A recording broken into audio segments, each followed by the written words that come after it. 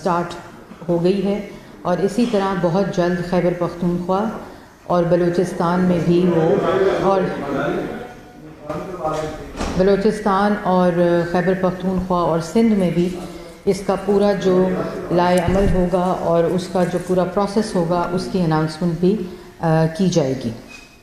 ایک طرف جہاں حکومت دن رات عمران خان صاحب کا ڈالا ہوا معاشی گند صاف کر رہی ہے، عمران خان صاحب کا IMF پروگرام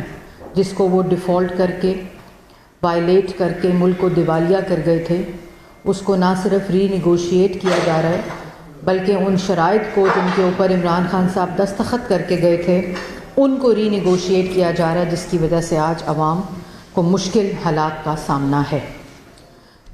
دوسری طرف وہی شخص جو 4 سال اس ملک پر مسلط رہا اور وہ ایک سیاسی دہشت گرد بن کر اس نے تمام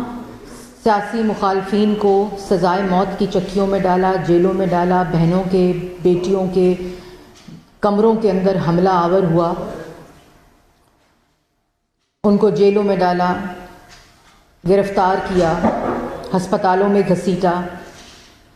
اور سزائے موت کی چکیوں میں رکھا۔ معیشت تباہ ہوئی، عوام بے روزگار ہوئی، عوام غریب ہوئی، لوگوں کے منہ سے روٹی چھینی گئی، آٹا مہنگا، چینی مہنگی، گیس، بجلی، دوائی مہنگی ہوئی۔ وہی شخص آج جب اقتدار کے چھن جانے پر پاگل ہو چکا ہے، وہ آج سیاسی دہشت گرد نہیں بلکہ وہ دہشت گرد ہے۔